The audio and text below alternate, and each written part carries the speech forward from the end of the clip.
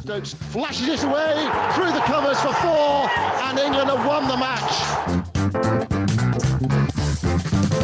Only about 10 days or less, actually, a week to go to Test cricket again. For those of you who can't wait for another moment like that one with Ben Stokes hitting that boundary for 4 to win that Ashes Test match at Headingley. And I mentioned that deliberately because, as you probably know, our guest tonight is Australian. And that was must have been a humbling moment to watch that win by Stokes, executed by Stokes at Headingley in 2019. So without further ado, I must welcome a man who you'll know from sort of listening to him probably rather than seeing him, and you may have read him as well. It is, of course, Geoff Lemon, the well-known Australian broadcaster and also journalist, of course. Welcome, Geoff, to what we call modestly the world's best cricket club, and you are certainly one of the world's best cricket writers and broadcasters. So you are eminently welcome to this club. But you're not in either England or Australia at the moment. Tell us where you are. No, I'm in Austin, Texas at the moment. Flew out of London on Monday just after the Commonwealth Games final, so I was over there doing that with Test Match Special and enjoying commentating that tournament, that new tournament, and then I've taken off for a cricket break for the next couple of months before the T20 World Cup, given that we've got a crazy year after that. It's sort of 12 months wall-to-wall, 50 over World Cups, tours to India, an Ashes series in England, World Test Championship final, on and on it will go. So I decided, all right, I've got to stop thinking about cricket for a little while. So I've come on holiday, and the first thing I'm doing is dialing into the world's best cricket club to talk to you. Well, I apologise for perpetuating your connection with the game and interrupting your holiday. But you said you were a bit presumptuous there. You said we have a World Test Championship final to attend or something. So you're implying that Australia already there, are you? Oh, not necessarily. Just that I will, given there'll be an Ashes series in England, I will be there for that final, whoever's in it. You know, it seems a worthwhile trip to make. I couldn't go to the first one given all of the pandemic restrictions and all the rest of it. So I'd like to be at the second one, and I think it looks pretty good that for Australia to make it. But I'm not a particularly parochial person, so you know, memories of Headingley 2019 don't wake me up in the middle of the night. I was watching that from down on the Western Terrace, actually. I left the press box when England were about 7 wickets down and went down to watch the closing exchanges, which went on for a lot longer than I thought they would. So it was quite a thrill, really, to watch that, you know, to see that whole, the last partnership. I was down there for that whole thing in amongst the England supporters, and while Stokes is just raining sixes into the Western Terrace. So it's an experience on that. So actually, if someone very, very eagle-eyed looked at the classic photo of Stokes hitting the winning runs, and there's the Western Terrace erupting in the background, you'd probably be there, would you? Although maybe you didn't jump up like all the English fans. I wasn't necessarily cheering, but I was observing. But I'm standing up the back by the railing, so I might be in the shot. I haven't ever tried to go through it myself, but if somebody's got the time and inclination to do so. Hey, what I will say though, Geoff, pound shop Simon Mann here. What I will say is that all Stokes and all that malarkey, it's like good inspiration for a book, isn't it? It was. What a good segue. Segue. Tell us more. Yes, I did end up writing a book about that summer, which was called The Comeback Summer, because it was essentially about redemption stories in sport, and why it is that when you have a player who's fallen in some way, and then we see them do something on the sporting field, and we decide that makes everything okay. I find that a curious kind of phenomenon, and it was there with Steve Smith playing that summer, and Ben Stokes and David Warner. So you had these three different stories of, you know, players who'd been who'd disgraced themselves in different ways, and who were then being treated as, you know, newly cleansed and baptized in the river of public sentiment because they had won cricket matches. And I thought, well, that's a really weird concept to begin with. So I wanted to dig into that. And and also it was just such an inspiring summer in terms of what happened on the field. You know, starting with that World Cup and going through that Ashes, there was so much on the field to talk about. You know, it was one of the most thrilling summers of cricket that I'd watched in my life, and so I wanted to capture some of that feeling as well. Keith, Keith, our member, he's waving the book there. Keith is also in America, by the way. He's waving it right now. Look at him. Well, right. Show us. Go on then. We won't have him on cap. Where is he? I'll put him on screen. Surely, hold it up, Keith. Go on, hold it up. We'll bring you in later for a question. You'll have a question, no doubt. There you go. See that? Well, I can't. It's too small. I can't read it. Say something, and then he'll come on camera. Well, he's on camera. I've got a different set. Don't worry, believe me, he's there. Yeah. It's all in the footage. It's all in the highlights. I'm looking at the gallery now, Keith, and I can see you there. Yeah, so thank you for that. Appreciate your support. All good. Did you so how many books have you written now? On cricket too. I wrote some other books in my different incarnations as a writer. Keith's got the other one there. Very good. That's it. So he's got Steve Smith's Men held up there. So that was the one where I was lucky enough to win some awards and so on, which always helps when you're a writer, when you can say that you've got a couple of gongs from prestigious sounding organizations. You know, it's all very arbitrary. Things like prizes, I don't they actually necessarily reflect the quality of winners versus shortlisted ones versus, you know, others that are in the mix. But so it's a stroke of luck, really, more than, you know, necessarily an indication of superiority. But I did have that luck. So I used to be a poet, Simon. I started writing as a poet when I was in my early 20s, and I spent quite a few years doing that. So I published poetry books. And that must be quite a hard way to make a living, isn't it? Yeah, definitely.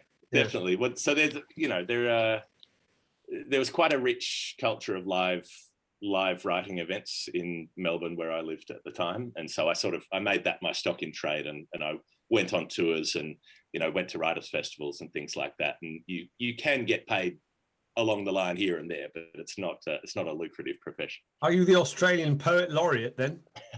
No, I'm not sure who is these days. Clive James probably held that title for a time while he was about, but wow, you're talking some great writers there. I think that was one of my first books I read. Was it called Unreliable Memoirs? Clive James. Brilliant. I'm sure that influenced my writing a lot, actually, because it was very observant but very funny as well. Yes. Brilliant. Yeah. Well, I think he was an influence in a way, because he was someone who was always prepared to bring humor into the subject, you know, and so I thought, like, that's always been something I've tried to do in my writing is if I think of a joke as I'm writing, then I want to put it in rather than take it out, because I think it helps the relationship with the audience. You know, if you bond over laughter, you bond over shared observations, shared humor, and that sort of thing. So I think it personalizes a writer in a way that just writing a dry, straightforward sort of tone doesn't do. I bet you've got all sorts of rhymes for John Inverarity, haven't you? Tucked away in your little black book. Talking of fun, can I bring a pointer? Right, I want to basically, what's in my head?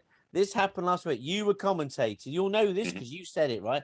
And it made me spit out my tea last week. Not like chips or whatever. I'm talking about a cup of tea. Yeah. Commonwealth Games. It must have been an England game, I think it was on. You were commentating, I think, with Alex Hartley. And it was the incident where the third umpire had a decision and they just kept going back and forward. And it was so obvious. Yeah. The stumping, yeah. The stumping. And it was like, I can't remember if they were so in, weren't they? I think. Yeah. It was out. It was definitely out. But so the foot was up and she went from this side view to that side view to this side view to that side view and back, literally. And they were all booing, weren't they? They were all booing. Yeah. They're giving her the slow clap, you know, come on, get on. And you said, it's made me laugh. So I must have gone sit for a cup of tea. And you went, whoever that third umpire was, you said, she just wants to rock and roll all night and party every day. And some people might not get that, yeah, but obviously Kiss reference, you know, etc. Yep. That's what I like. Those kind of very unusual cultural references. And she kept saying, you know, can you rock and roll that for me? Can you? And it had happened so many times that, you know, that was the first thing that came into my head. It was funny, very funny. Well, actually, the origin of that phrase, isn't it, in TV? Because it means to rock and roll is just moving the pictures forward, backwards. Yes. And it's funny how it sort of, I mean, it doesn't make any sense really if you think of it from a logic, a sort of literary point of view. Yeah. The rock and roll bit, but it's become parlance in sort of media, well, TV circles. Well, it is. I mean, it's interesting that we still use in broadcast terms, we still use ancient terminology. We say things like watching a film. We say things like a conversation was taped. Nobody uses tapes or reels anymore. But I suppose that rolling it, initially you'd say you're rolling the footage, as in you're rolling the tape back and forth. Yeah. And then I suppose since you're going back and forward like that, you rock it one way and you roll it the other way. Yeah. So it kind of makes sense in a non-musical way, but I've always enjoyed it as a piece of terminology. It's like a little shared language sometimes, these parts of cricket, and the jokes that come out of them. So Adam Collins and I will always say to each other, "Can you rock and roll that for me, Rudy?" Because we remember Rudy Kurtz and and his accent, and he's just passed away, hasn't he? So has he? I believe so from memory.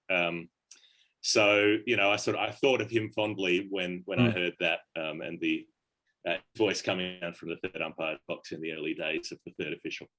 There is such a script to the DRS now, isn't there? I find it quite annoying actually that the third umpire always uses the same words when go to ball tracking when available and all that kind of thing. But I suppose it's become sort of the lexicon of the game. Well, it's like the flight attendant when you're in the emergency exit row, giving you the spiel of in the unlikely event of an emergency, you will be required to operate the exits from this aircraft. You will hear the crew shout, "Evacuate, evacuate, evacuate! Check outside the window for obstructions. If you see smoke, fire, or water, do not open the exit." And you just get to know the spiel, and so that's what happens with the. My favourite, my favourite alternative to that was once when I was at a Test match in Calcutta, 1993, and it was a game which England lost heavily, but overnight. India needed about 80 to win, and they were like 20 for one overnight or something. And there wasn't enough time to finish the game overnight, so they had to come back in the morning to finish the game. And I had a flight booked out, so I flew out at about 10 a.m. on the morning of the last day, and we were just climbing Air India flight. We were just climbing to sort of 15,000 feet, and the Air India pilot comes over the tunnel, as they do. Hello, ladies and gentlemen, thank you very much for flying Air India. We are currently at 15,000 feet and cruising at a speed of 450 kilometers an hour. And the weather outside is whatever. And then he added, and by the way, India currently 60 for one, requiring another 23 to win. I've never heard that before. An actual airline pilot reporting the score to the people in the airplane. Do you think, talking of broadcasting and writing and so on, do you think actually that this is certainly my view anyway, that the best broadcasters are often writers, and one helps the other? I think one definitely helps the other, just in terms of being able to have versatility with the kind of language that you use. If you're, and you would know this, when you're a writer, you spend so much time beating your head against the desk, agonizing about this choice. How do I make this sentence sound better? Like, it's very easy to write a sentence that expresses the thing you want to express. But what's the difference between that sentence and a sentence that is interesting? A sentence that will make a reader interested. And then also, where's the balance in not going too far towards trying to be a showy writer, or a flashy writer, or there's a point at which it's showing off. There's a point at which decoration becomes unnecessary and becomes excessive. So you don't want to be garish, you don't want to be gauche, you don't want to add too much, but you do have to find different ways of saying the same things. I mean, an interesting one that I remember my dad pointing this out, actually, because he's a historian and writes a lot of books, and he's an expert on Australian horse racing, and he says, that one of the funny things about English, which is full of synonyms, is that there are only two words for win. You can win, there's win and there's victory. you know, and then you can try to branch out a bit for a triumph or something like that. But in terms of actually winning a race, that's the only way you can explain it. And so that's something I do run up against in cricket as well. When you've already used one word 3 times in an article or something, you need to find a synonym for replacing it. And that's the case with broadcasting too, as you know, when you do hours and hours and hours, and say it's the middle days of a test match in Sri Lanka, and you've got 2 spinners operating at both ends, and you've got forward defensives and the occasional nudge to mid-wicket for one. How do you keep describing that in a way that's not just repeating yourself? You know, and that's where I think the practice of writing comes in as something that's really useful, because it teaches you that on the fly you can come up with creative ways of bringing in points of difference to the way that you're expressing something. Mm. Who were your influences growing up, broadcasting and writing? It was that there was kind of a golden era of ABC radio broadcasting for probably from the late 90s through. So that was Jim Maxwell working with Tim Lane and Glenn Mitchell predominantly. They were the main 3 Australian ball-by-ball callers. And then Peter Roebuck and Kerry O'Keefe would be the summarisers through most of that time. And then there'd be a visiting guest commentator each season, depending who was playing. So Harsha Bhogle would come out, or Jonathan Agnew would come out, or Roshana Basinga from Sri Lanka, Fazia Muhammad from West Indies, that kind of thing. And so that was where, you know, that was the era that made me fall in love with radio commentary, because it was so conversational. Everybody had their own styles. You know, Roebuck would come in and be obstreperous and intransigent and take issue with things and argue with people, and sometimes be a bit absurd and sometimes be incredibly insightful. You know, and Kerry O'Keefe, everybody remembers him as a comic because he had funny moments on air, but he's, in my opinion, I think he was the best radio summariser that I've heard in terms of the level of detail of research that he did on everything. He watched every match of cricket in the world. I remember Sri Lanka coming in 2012, I think, and it was very early on for Dimuth Karunaratne, and Kerry saying, oh, well, you know, when he was playing for the Sri Lankan under-19s earlier this year, I noticed that he does this thing with his bat where the bat face comes from third slip, and so he plays across the line of the ball, you know, and nobody else did that. Nobody did that level of research. So I think that overall team, you know, with Jim leading it with that sort of wonderful voice that I always think about the John Gielgud description. What did they say? That his voice was a silver trumpet wrapped in silk. And I think about, you know, Jim has that kind of tone to the voice that's so easy to listen to, and it becomes like listening to a friend. I think also it's about smiling when you're speaking, isn't it? Yes. So not that you actually have to smile, but it sounds as if he is smiling when he's speaking. And that just gives you a good feeling, I guess, as much as what he's saying, the way he's saying it. There's this geniality and warmth to Jim, and there is in person. It's real. You know, he's been a great supporter of a lot of people coming through in that line of work. But it's also there on the broadcast. He just loves being on the microphone broadcasting cricket. He adores it, you know, and the fact that he came to South Africa in 2018 for the Sandpaper Tour, and I was kind of looking after him a bit, you know, being the assistant, I guess, to make sure he was okay and getting to the ground and so on. But that was 18 months after he'd had a stroke that nearly killed him, you know, and he still couldn't walk very well. He'd had to partially relearn speech.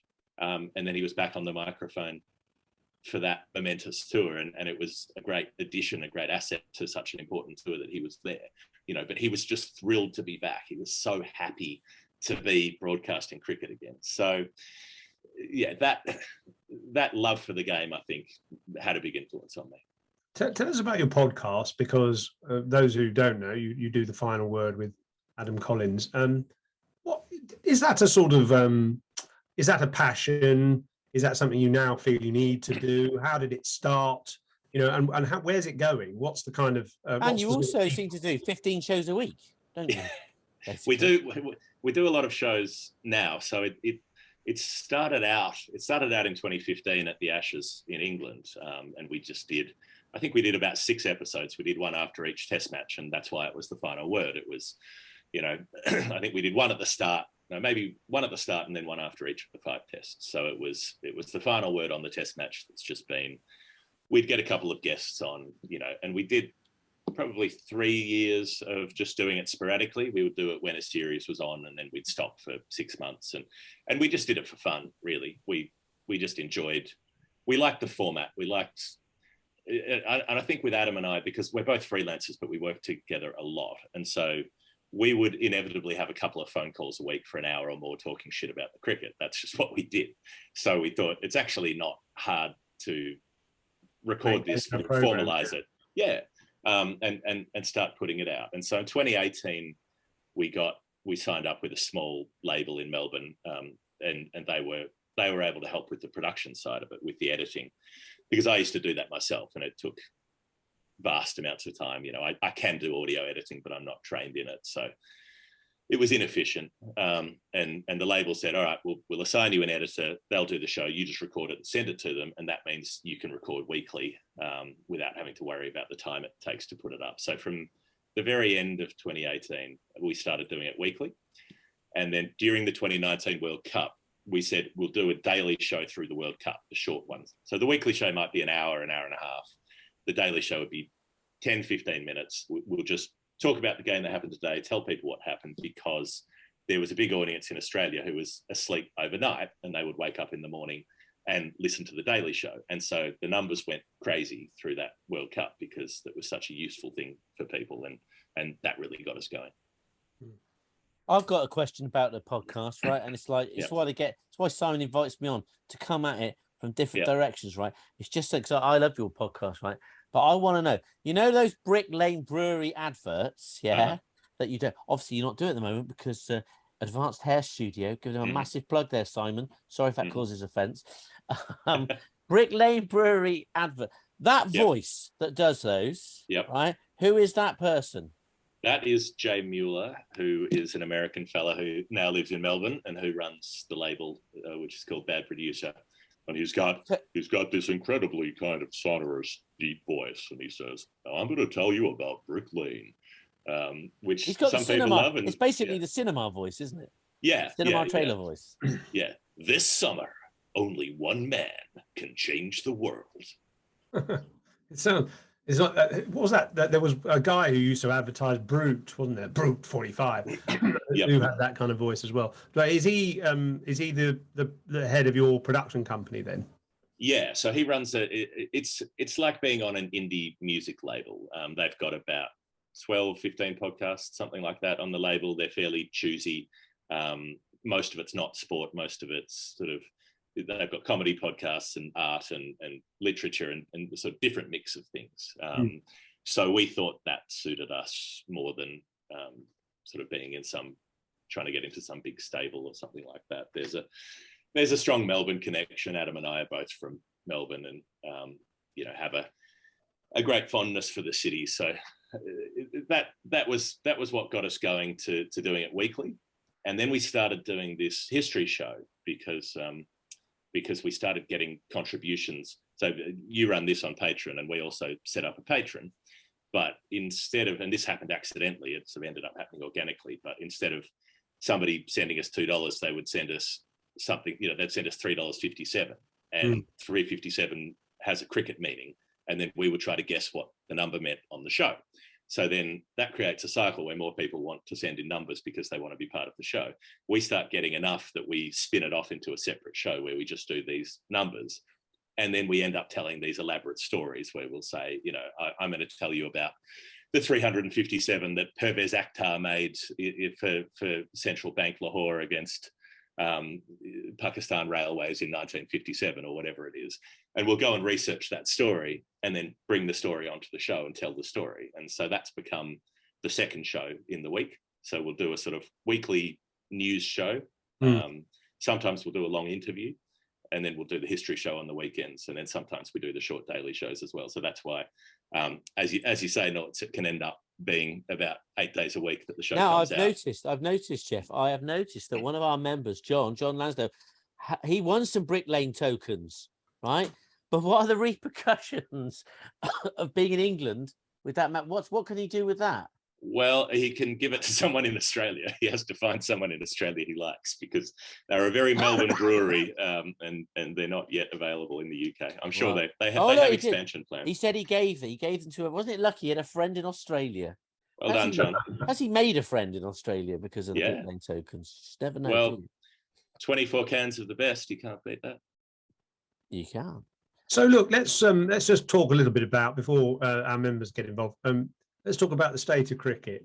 How are you feeling about it? I mean, I know you're now in the States briefly, so I don't know if you can take a detached view, but what's your take on the sort of sudden spread of franchise cricket, the dominance of the 100, the marginalisation of county cricket, and also, from your own perspective, Australia, how is all this going to affect Australian cricket, do you think? Yeah, it's interesting, isn't it? Because I'm not quite in the old guard yet. I'm still in my 30s, but I'm a Test cricket first person. That's the format that I love. I can enjoy 50 over cricket, and sometimes it can be wonderful. I've covered a lot of T20 cricket, but I don't find it memorable.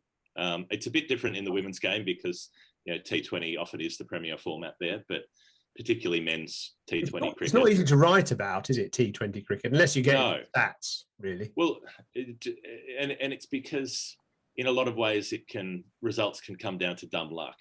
Someone comes out and swings hard and it happens to work and they make 40 or 50 quickly. What you mean is you can't write a very nice, beautifully crafted piece because it all gets scuppered by the last 2 overs. Yeah, that kind of thing. And so you do pretty prosaic match reporty stuff out of T20s. And I know there's a lot to analyse. Like, I know there's an impulse from some people to say, that's all bullshit. That form of cricket doesn't mean anything. It's not complicated enough. There is a lot to analyse in there. It's a bit more like baseball, I suppose, in that it's about matchups, it's about head-to-heads, and it's about hot streaks and these sorts of things. But there's a randomness to it, I find, that isn't as prevalent in longer form cricket, where you can bowl really nicely and go for 40 off your 10 overs. You can bowl trash and take 4 for, and they're all caught at the deep mid-wicket fence.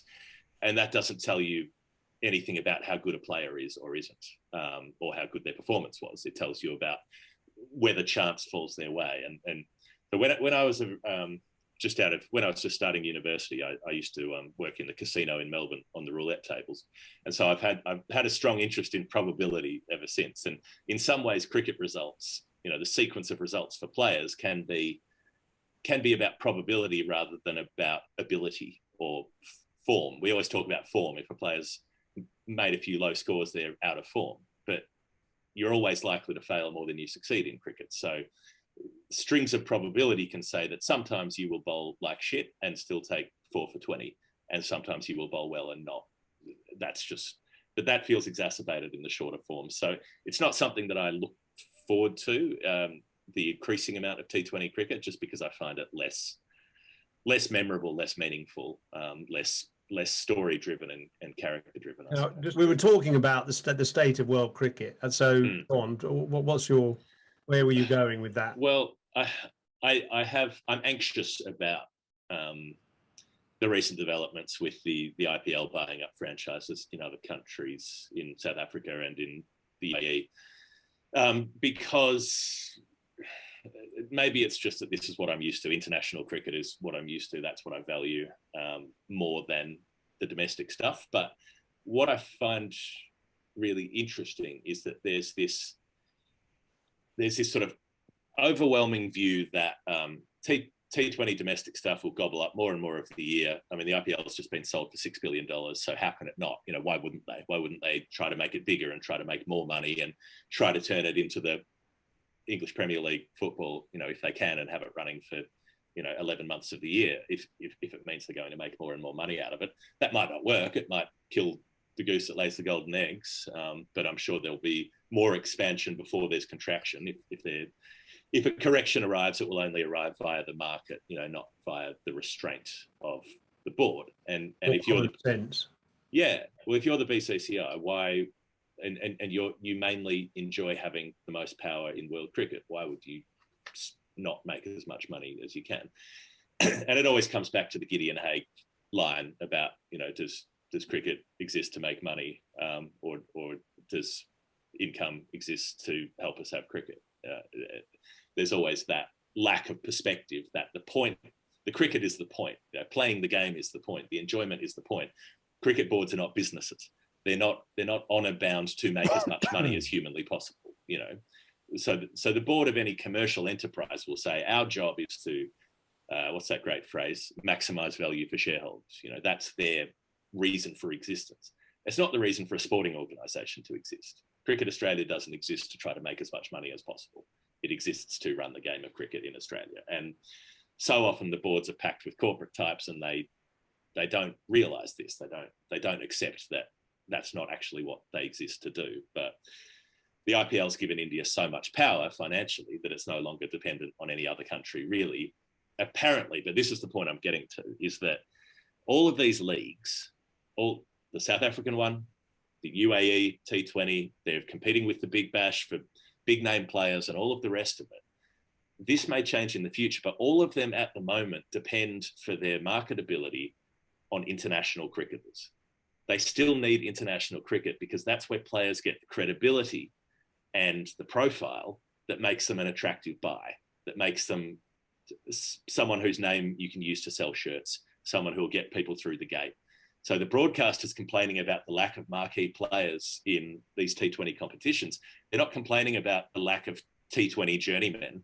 They're not complaining about the sort of professional franchise players who go league to league around the world.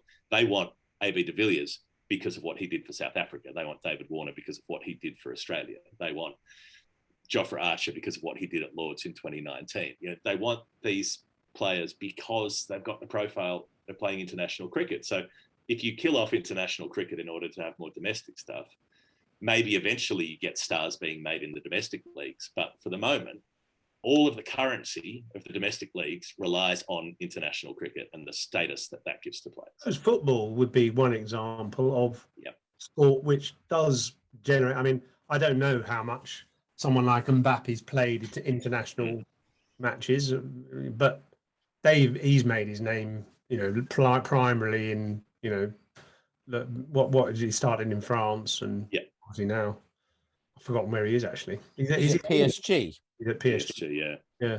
But so I suppose football is a model in which you can become a star without playing for your country, or not much for your country. Yeah, but it's one that relies on a few really big name clubs. Really, like you need to, as a player, you need to have done things for one of the top dozen, maybe 16 at the outside. But really there are probably 10 or 12. So how do we protect? So how do we protect it then? How do we protect Test cricket?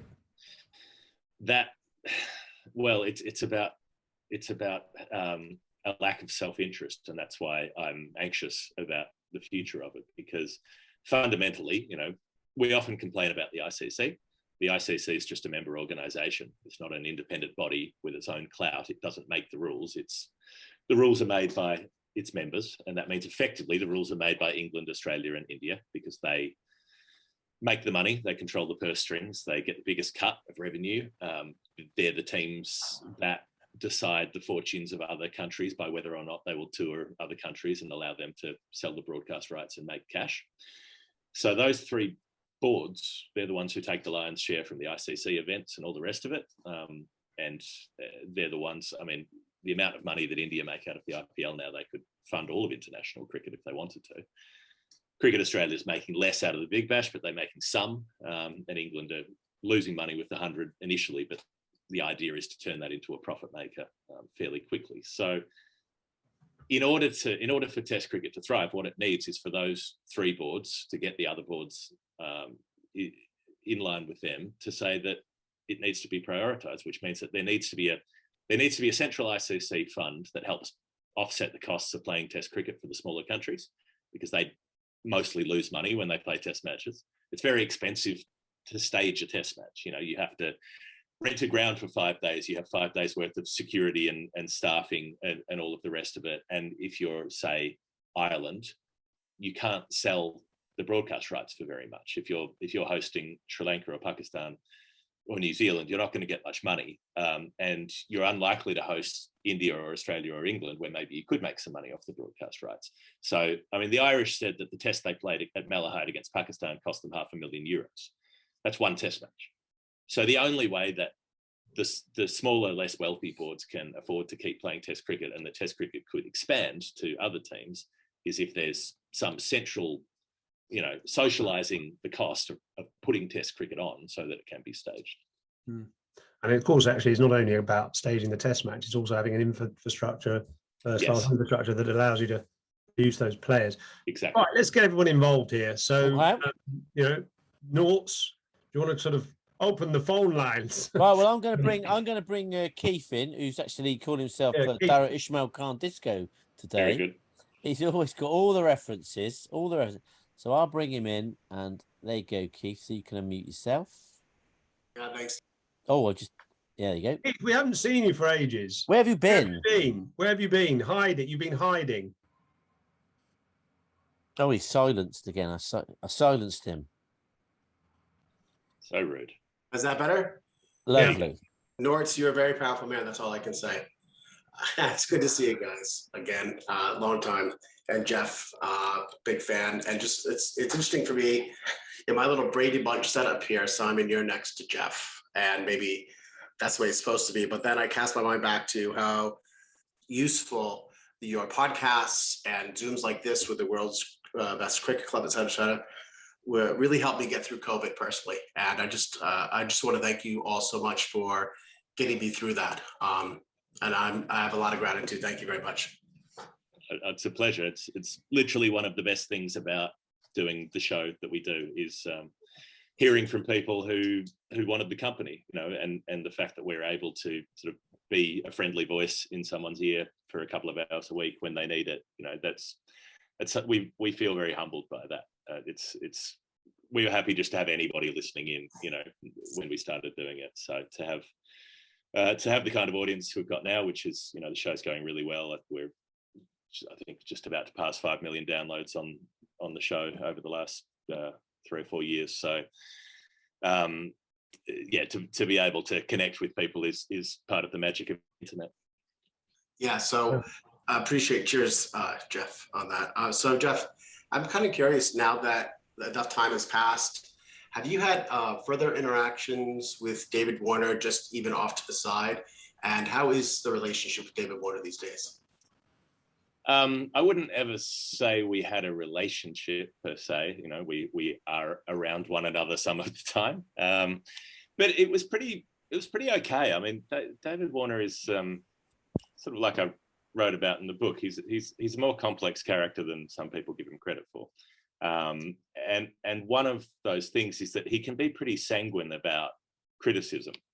Sometimes he can get riled up by it, but in terms of the book and all the rest of it, I mean, it wasn't my fault that he decided to sandpaper the cricket ball. So that was on him, and I'm pretty confident with my my sourcing of information and the accuracy of the information that I put in the book. So yeah, there's no problem with those players, and Smith particularly is very professional and has never, made a problem about it. I'm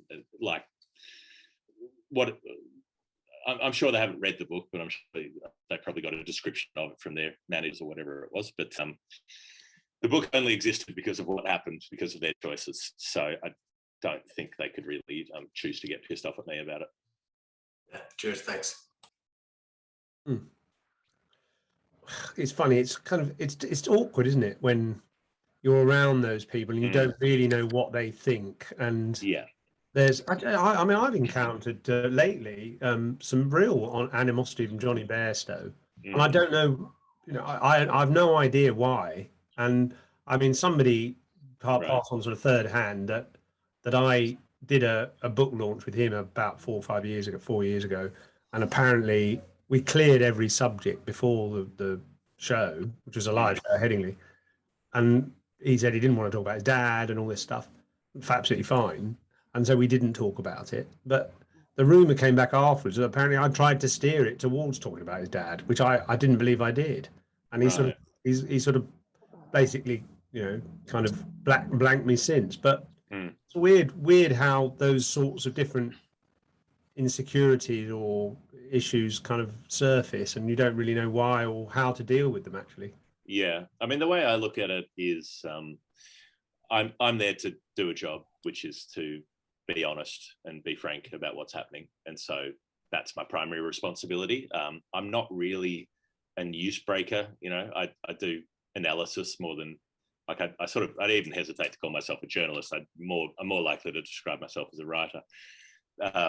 And so I don't have that same need to cultivate relationships with players, which, your newshound type journos make sure that like someone like Peter Lawler or someone like that will have the number of every player in the team and we'll be messaging them on a regular basis and we'll be able to get information from inside the team from somebody or other if necessary. And that relies on a certain amount of goodwill, a certain amount of quid pro quo, a certain amount of tempering criticism and it doesn't mean that those journos don't write a story if the story is there, but it means that maybe they go easier on some things than they might otherwise, that kind of thing. It's a balancing act, it's inherently an act of compromise, whereas I don't actually have to compromise. I just tell it as straight as I can. Yeah. And because I don't need those relationships, I'm able to say, well, fuck it. If that player gets mad, so be it. I don't care.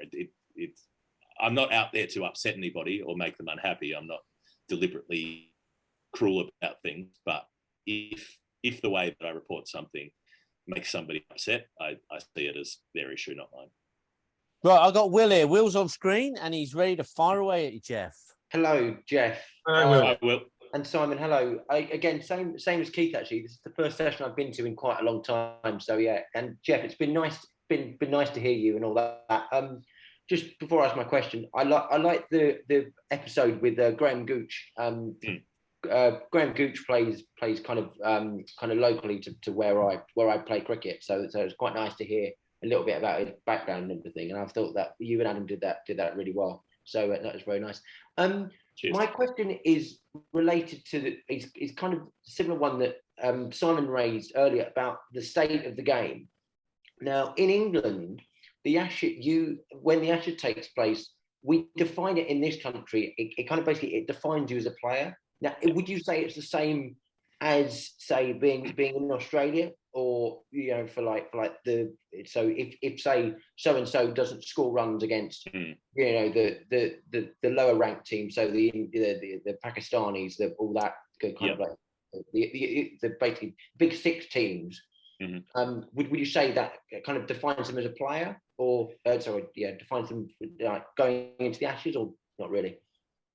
Fundamentally, yes. I think in both countries, there's this kind of brain disease around the Ashes cycle. That's what gets people hired and fired in both countries. If you lose an Ashes series, as a coach, you're pretty unlikely to come away with your job. Similar for a captain. The gnashing of teeth in 2011 after England won in Australia once, that one time was remarkable. Coach got sacked. The Argus review was held into, a big inquest into Australian cricket, all the rest of it. So it's a kind of similar thing, although I think England's maybe a bit more fatalistic about touring Australia. I think England teams tour Australia expecting to lose most of the time, whereas Australian teams tour England always thinking that they will win, even if that's delusional, even if they absolutely don't have the tools to win in England, which on certain tours they haven't. So, but it's fundamentally about, in some ways, the more you succeed in other contexts, the more people hold it against you. So people will, and this was quite a prevalent thing, people were very satirical about David Warner making a triple century at Adelaide Oval because he hadn't made any runs in the Ashes. And it was like, oh, well, you do it when it's easy on a home pitch against a team that can't match up. But where were you at Edgbaston? Where were you when the ball was swinging? So that's real, especially in terms of batting. It's about, can you cope with England and can you cope with batting in Asia? And if you can do those two things, then you mean something as a player, but if you make hundreds at home and not away, then you're looked down on in a way. Yeah. I mean, same thing, I mean, kind of goes back to, I mean, obviously Broad had Warner on toast, I think the last time he got him out, didn't he, in all the test matches. Seven times out of 10. Yeah, 7 times out of 10. So I presume at that time, Warner's head must have been scrambled at the time because he's going, right, Broad's doing this to me, he's doing this to me. You know, what do I do? You know, how do I play him? You know, would there have been a lot of, say, kind of people going, I know, right, you know, Warner, right, you know, yeah, he's a top order batsman, he's not scoring that many runs. Would there have been a bit of a kind of like a question mark kind of like about him, you know, kind of maybe kind of like going forward, you know, into the Australian summer? Or... I mean, there were people saying he should be dropped, but that was never going to happen because his record in Australia is outstanding. And he went on in that Australian summer and, like I said, made 335. So it's not like he was a player who couldn't bat. He was a player who got done over by a good bowler with a good plan against him, who got in his head. And Warner tried everything. He had 10 innings. He changed up his stance, his guard, his grip, tried to change anything he could to negate the advantage, and it didn't work. So sometimes, you know, it's a contest. Sometimes one player dominates. No, totally cool. Great. Cheers. Thank you. Right, I've got some advice. Before we have another question, I want some advice about dealing with the heat from a man who lives in Australia. You don't live in Australia quite as much as you did, I suppose. But I was in Syon Park in London on Sunday, and I said to my girlfriend, actually, this looks like the outback. And you know, I mean, you've had to deal with that threat of sort of, you know, bushfires and extreme heat for all your lives. So have you got any advice for us for how we can deal with it? Well, rebuild all of your buildings, step number one, because everything in England is made of about 16 feet of brick and full of carpet and has windows that don't open, and nobody has fans or air conditioning. So that's step number one. England is not built. Well, it's better being built with brick than built with wood, though. Yeah, well, the thing is, you need airflow for dealing with heat. Okay. So you need high enough ceilings that you can sort of get the hot air to go up. You need ways for air to escape, and as soon as the temperature outside is cooler than the temperature inside, you open up the house, you open up the windows or the louvers or the blinds. You go to the tropics, and all the buildings are made of wooden slats and things like that, just to let air flow through as much as possible. So Britain in general is not, you know, in Europe really is certainly in the northern parts where it's generally cold. The infrastructure isn't built to handle the heat. So that's what made it so unpleasant. I was in London for the 40-degree days, you know, the 38 and the 40. And when I was outside, I felt okay. I was familiar with that sort of temperature. If you're outside in the shade and you've got water you can pour over yourself, then you stay relatively cool as long as there's some breeze. But as soon as you went inside or got on a bus or went down on the tube or something like that, that's when it felt like you were about to die. Yeah, that's true. I was in Melbourne once and it was 45 actually. Yeah. That was like an oven. And that's routine. You know, every summer in Melbourne, there'll be a few 40+ degree days. You know, it might be 3 or 4, might be 6 or 7 or 8, but it does happen, but it's not every day. But almost every day in summer is 30+ in Melbourne. But our buildings are built to handle it. And that's the major difference. Just remember, Simon, this is going to be the coldest summer of your life for the rest of your life. Yeah, well, I know. Just remember that. I actually don't mind. I don't mind it, in fact, but obviously I can see why people would struggle. Right, sorry. Who's next? Now, last year we got time because we got 3 people, 3 quick fire questions, if that's all right. You right for that? Because you want to get out in the Austin street. You want to get down to Lance Armstrong's bike shop, don't you? Oh, that'd be an interesting interview. There is a bike shop. I've been Austin a couple of times. And there was a bike shop that Lance Armstrong has a bike shop in Austin, in the centre of town. Of course, they're like Mellow Johnny's. And I went down there not to see Lance Armstrong because he's a bad egg, isn't he? But I wanted to see if he would showcase his shirts on his yellow jerseys, his phony, fake, cheated yellow, and they're all on the wall. How outrageous! Yeah. It's outrageous. He's got no compunction about that. He says, "Well, I still finished first. I still rode it faster than anyone else, and everybody else was on it as well." So, but he might be in there today. He might be in there today. You might see him. What a moment! He should be running a juice bar. Right, I'm going to bring in Sudarshan, who's in, I believe, he's in Dubai, because he told me earlier. Actually, I inquired. So Sudarshan, I'm just asking you to unmute. Yep, done. There you go. Hi. Thank you. Hi, Geoff. First of all, big fan. Really enjoyed the coverage that you guys had during the Sri Lanka series, and in general, your podcasts have been something that I've been listening to for a long time. I want to ask you a specific question, which was what you and Simon discussed a few minutes back regarding the impact of T20s and the leagues on Test cricket. I'm coming from the left of the field. I believe the leagues and T20, especially in a country like India, have actually had a big benefit. We've unearthed a lot of players. In Test cricket, you probably had 30, 40, 50, 60 players maximum. Right now, with the number of leagues, we have over a couple of thousand players that can potentially play for India. So don't you think in the long run, these leagues across the nations, especially India, Pakistan, are going to enable people to play the game and get a lot more talent into the Test game itself? Because ultimately the money is going to feed it.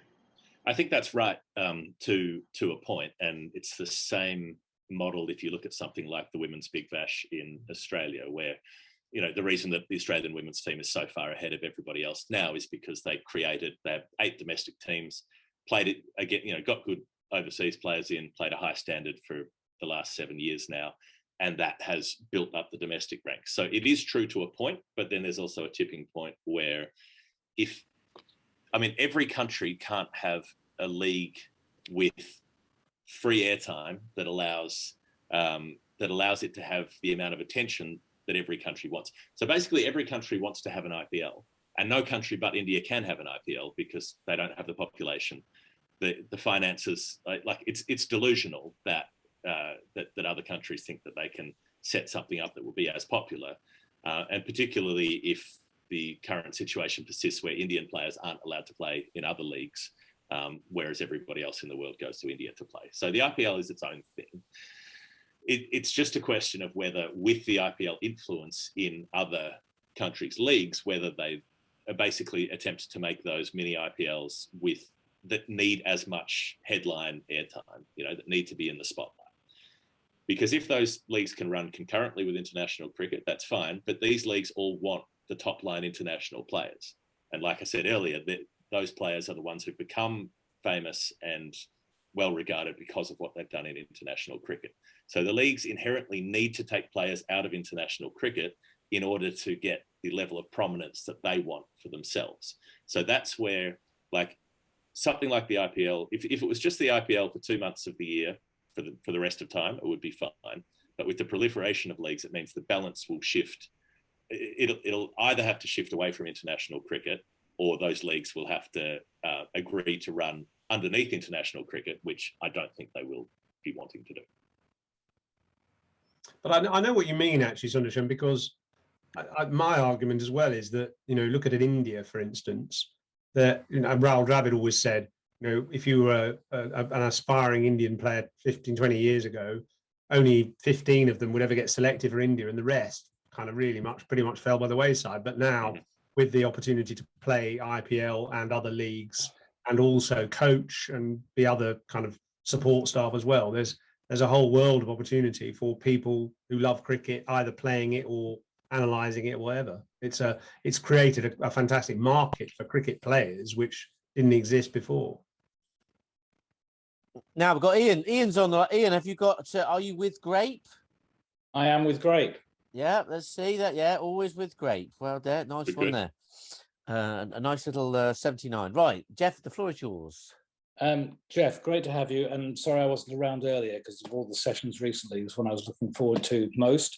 You were talking earlier about your being a writer, not a journalist.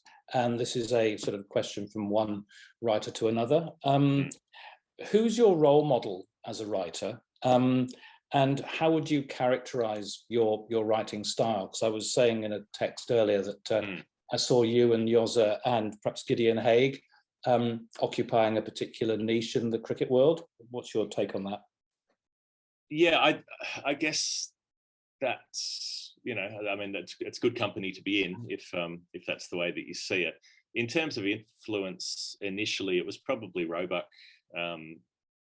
first of all and most of all, because he wrote every day for the Age, the Sydney Morning Herald, the broadsheets, Melbourne and Sydney, and I remember, I used to just enjoy reading his, even if they were just sort of match raps, what had happened during a day of Test cricket, and it would be that I'd watched. But he had a gift for description, and wasn't afraid to use a bit of flair, but didn't sort of go too far with it. But he loved a good simile. He loved sort of coming up with something a bit quirky and a bit witty as a way of describing a player or something like that. And so I really enjoyed that. Having that level of personality. Most sports writing doesn't have much personality in it. It's pretty, you're reading a report about someone's calf injury. There's not much room for lyrical expression. But Test cricket, with its length and its byways and its subplots and all the rest of it, has room to meander, and so then it has room for a literary flourish as well. And so, that was the most everyday sort of influence on me when I eventually started writing. I started writing from a position of, I can have fun with this. I can talk about, because I enjoy the game, I want to talk about it in a way that other people will hopefully find enjoyable. Absolutely. And do you see any comparable writers in other sports that you look at and say, oh yeah, that was nice, or that you kind of draw from at all? There's some great baseball writing.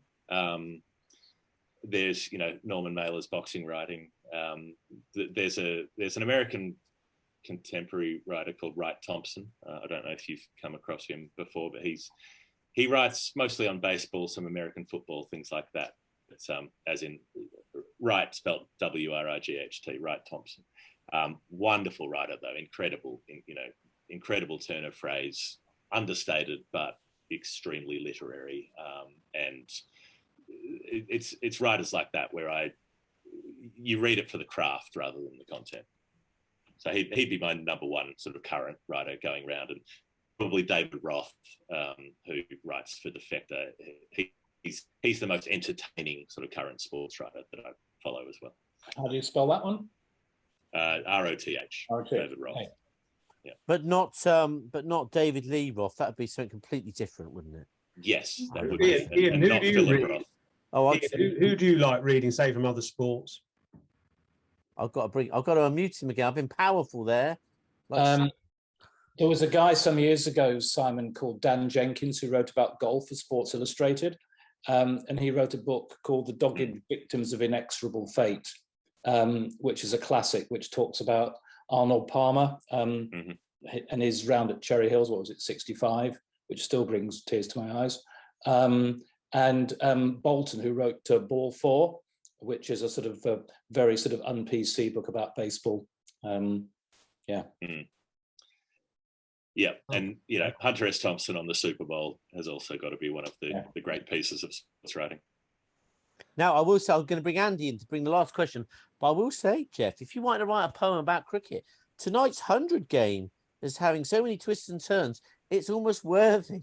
It's almost worthy of a great... Tell us what's happened then. Well, all I saw earlier, someone saying all the superchargers are 62 for 6. Bloody 100, load of old rubbish. But they've managed to get to 152 for 8 with a bit of David V slogging.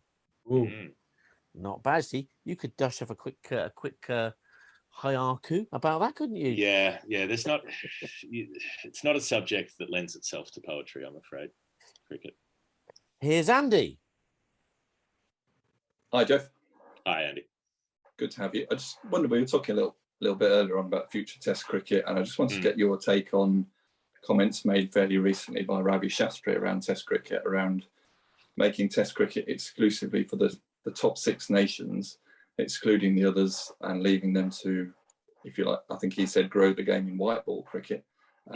Which would obviously mean perhaps a greater standard in Test match cricket, but for some of those iconic series between Test nations, I think they could become a bit more common, and therefore perhaps sometimes too much is not the right thing. That certainly would my opinion would be that. I know obviously we'd lose the tours to places like the Caribbean perhaps and Sri Lanka, which I think would be a huge shame. Oh, absolutely. And look, that's a that's a classic Ravi Shastriism. You know, we talked about this on the final word as well. It's what you expect from him because he's a purveyor of bombast, and that's his job. But you know, I mean, that's his inclination. No one would ever confuse with subtlety. So it does worry me, because given how close he was to the engine of power at the BCCI, like whether he's talking about something that he's heard being discussed there, or whether it was just something that he came up with himself. But it inherently goes against everything that I think most people collectively as a cricket community have been wanting to happen for years. You know, you look at how long it takes a team to get good at Test cricket. You know, I mean, Pakistan, India took decades to become good at Test cricket. The West Indies weren't fantastic for about 30 years. New Zealand took 40 years to win a Test match, or whatever it was. It's a hard sport, and it's a hard sport to become good at, because you need the level down to be thriving and flourishing. And so if you shrink it, you're just making it even more difficult for that format to prosper. You know, you're making it more insular and more inbred, and it'll be the same Australia, India, England contests going around and around. I mean, note that he says the big 6 countries. Well, some of those teams have been ranked 7 or 8 in the last few years, and under that rubric would have to drop out so that Bangladesh could come up. So look, Bangladesh have been in the game for 20 years. They're a much better team now than they were then. Zimbabwe is a team whose implosion has not much to do with cricket and a lot to do with political corruption. And you look at something like the rise of Afghanistan.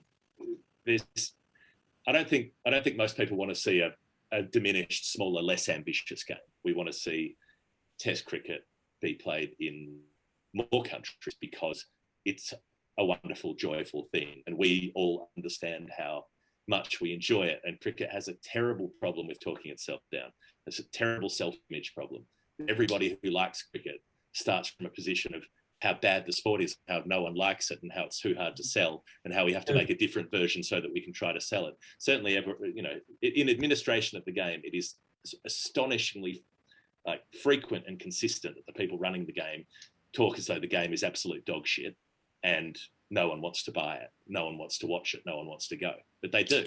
We've been talking about the demise of Test cricket and first-class cricket for 150 years. You can find pieces in the paper.